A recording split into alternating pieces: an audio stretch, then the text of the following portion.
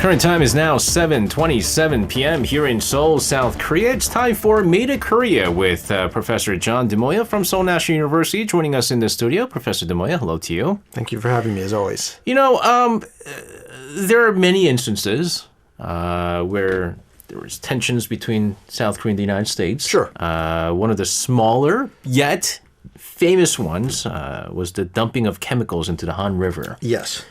Back in 2000.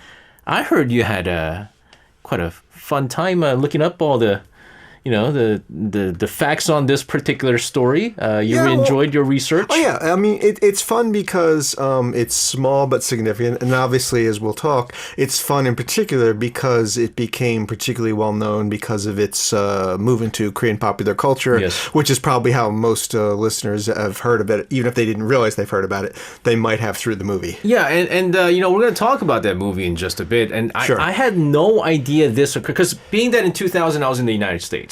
Okay. Right, and so I didn't know about this in 2000. Boy, I just got into high school, right? Okay, I was considerably older.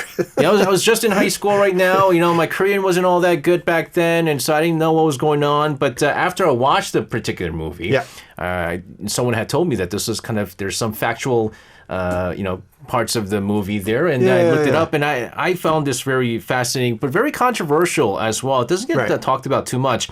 But first and foremost, sure.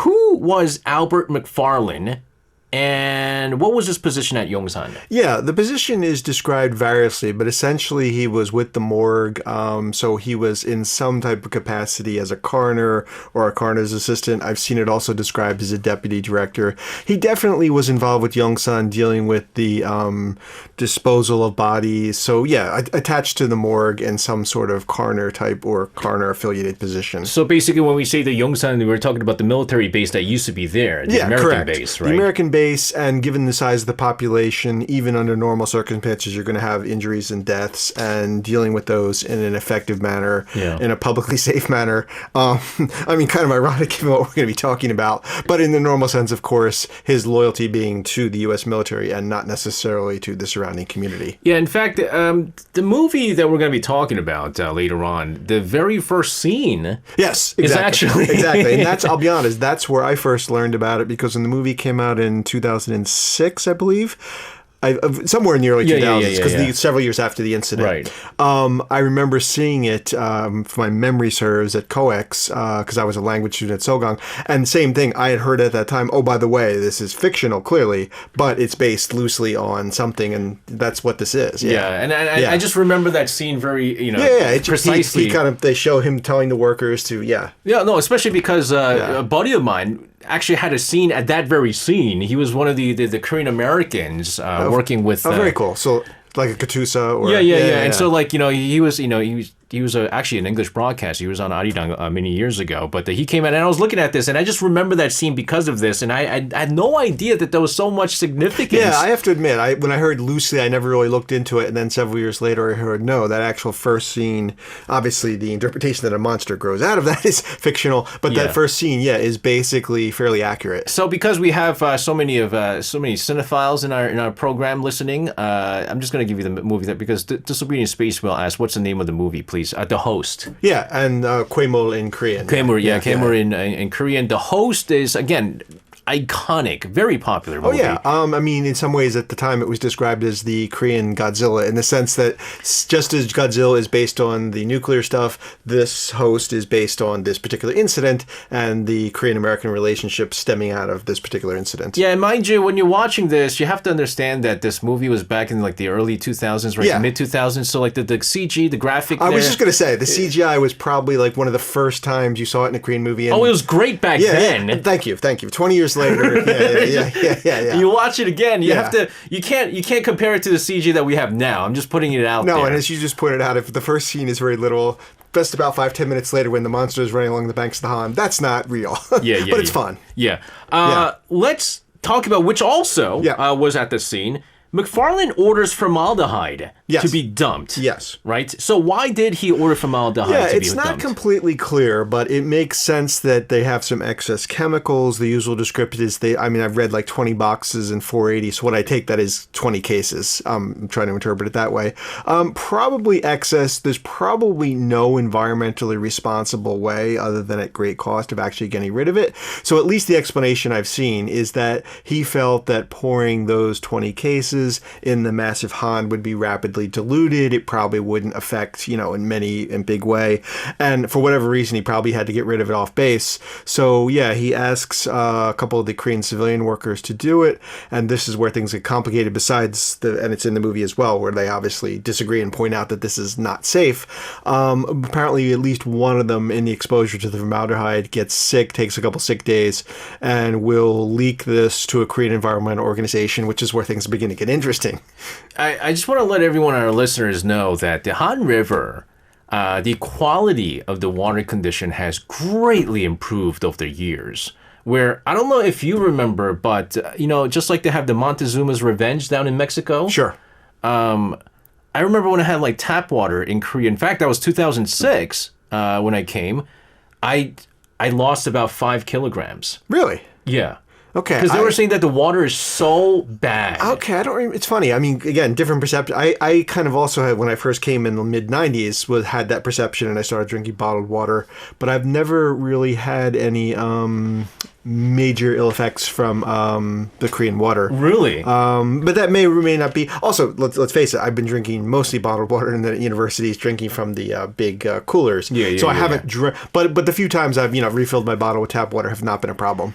Yeah, the reason why I went through this is because I was actually drinking a lot of bottled water too, but I completely forgot. Sometimes ice is made of tap water. Yeah, and I do buy with you that there's no question that from the 80s forward, the air's gotten worse again sometimes, but it has improved since like the 60s and 70s, and the water has definitely, I'm sure. I think our producer was trying to tell us that this is the reason why many Koreans used to make barley water, porichan. Oh yeah. No, this makes perfect sense. This makes perfect sense. But it's clean. You want an alternative, and especially something that's been And I almost feel like because it was around the time that this movie came out, maybe because of this movie coming up, you're really all right. Let's clean up the Han River here now, and then now it's like it's pretty clean now. There's fish there. I remember.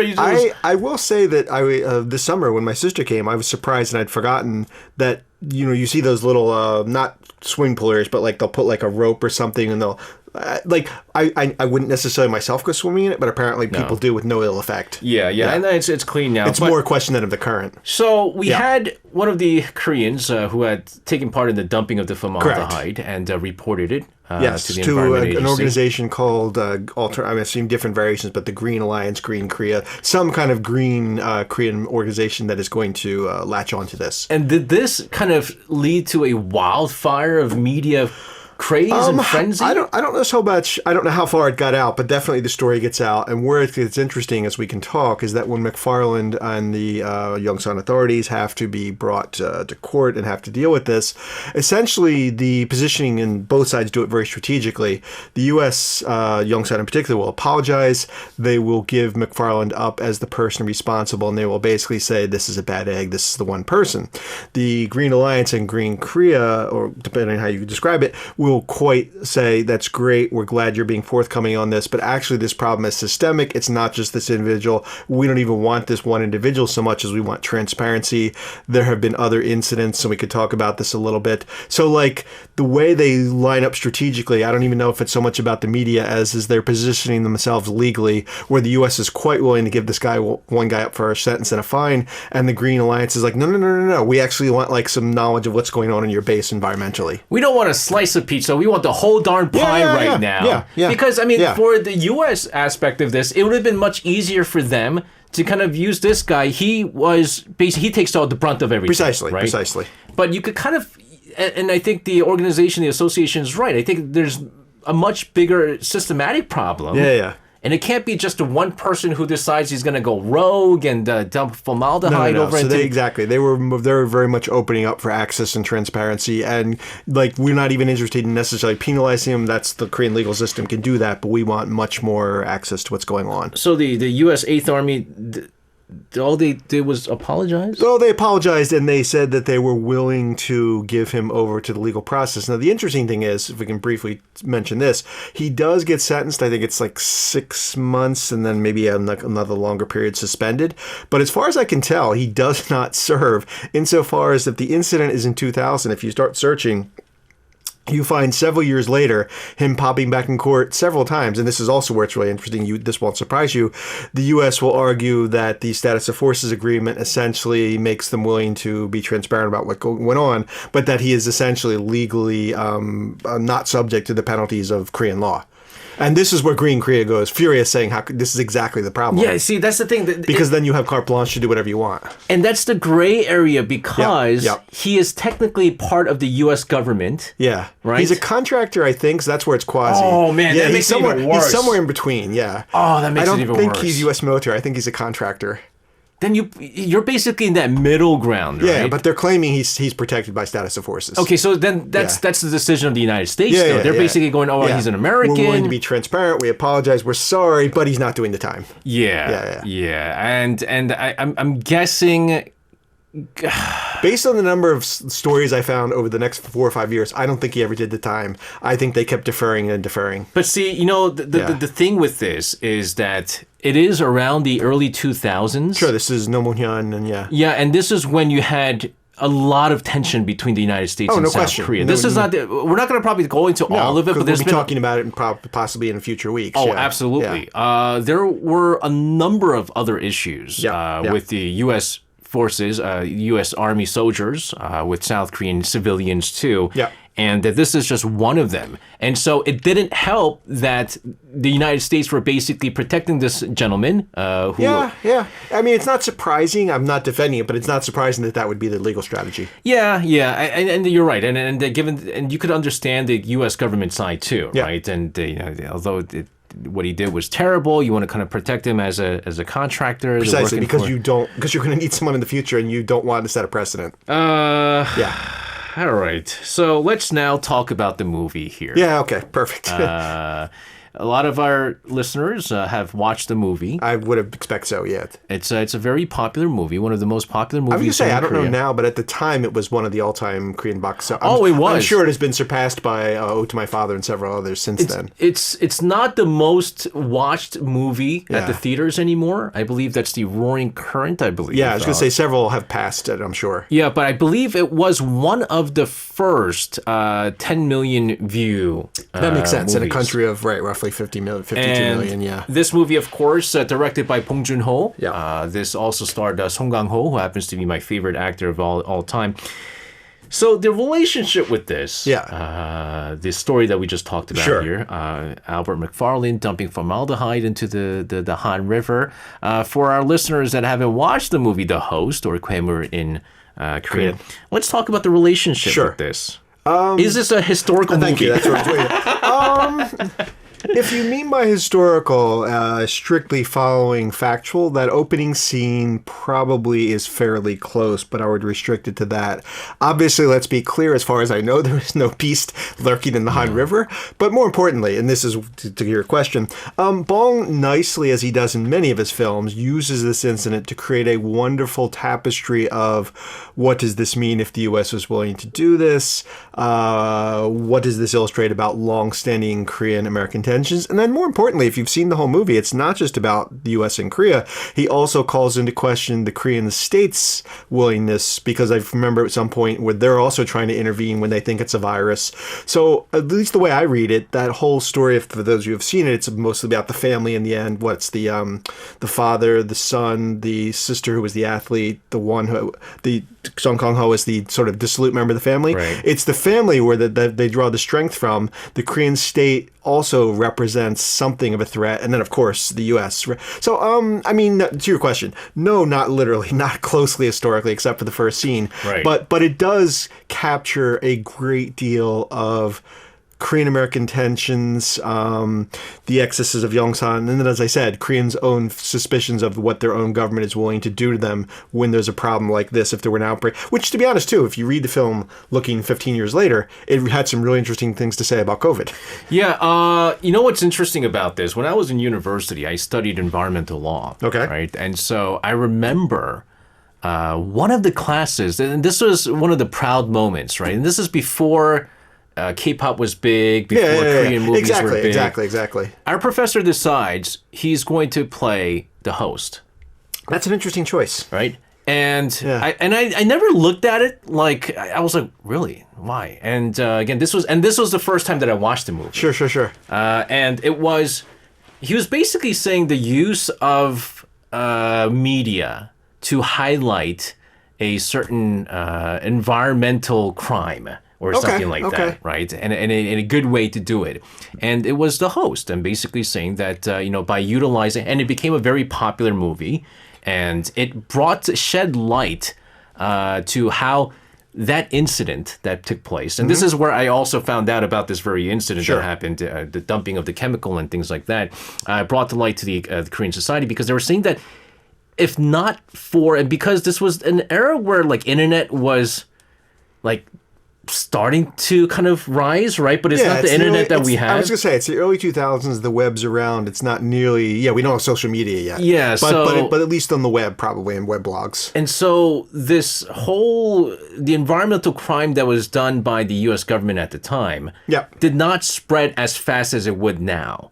No. There was no conception of virality, right? And so there was, and the professor was basically saying that if not for this movie, the Korean population probably would not have, many of them would not have known about it. I certainly would not have heard about it. I agree. Right, and so because of this movie, well depicted by Bong Joon-ho, and again, Bong Joon-ho is known for covering the social aspects. Precisely, this is what he does. And he's a master at it. And so this is where I learned about this movie, watched the movie in class, and it was incredible.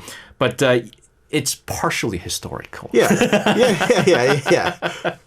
Until further notice, until we see something popping its head out of the Han, that part, let's leave it off. And so it's just fun sci-fi on that level. And so because 2000 was kind of the early 2000s was this era where there was a lot of conflict with South Korea and the United States, the American sentiment was probably at an all-time low. Yeah, and I should say the South Korean sentiment towards the Americans. Yeah, and I can give you one or two more specifics that the organization, Green Alliance, specifically complained about, and it makes sense. They don't name specific incidents, but they, in the aftermath of the case, while it's going to the Korean court system, they claim that the biggest problem is the delivery of oil to Yongsan base and other bases through a series of pipes, and they claim that this results in leaks and all kinds of environmental pollution.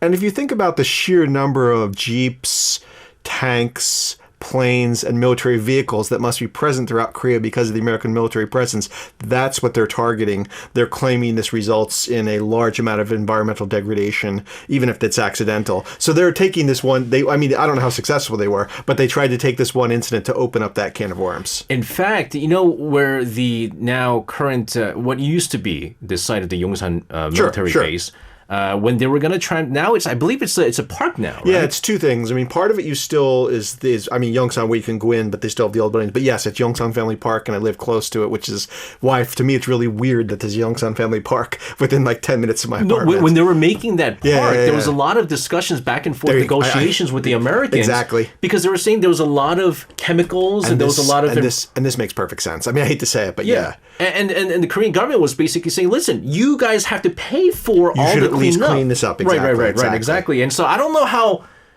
all of that was solved. But this also fits with the status of forces, where they probably knew where that was leading, and that's why they protected him. It wasn't about him as an individual as so much as there were larger things they didn't want to talk about. There was a lot. And mind you, again, I guess...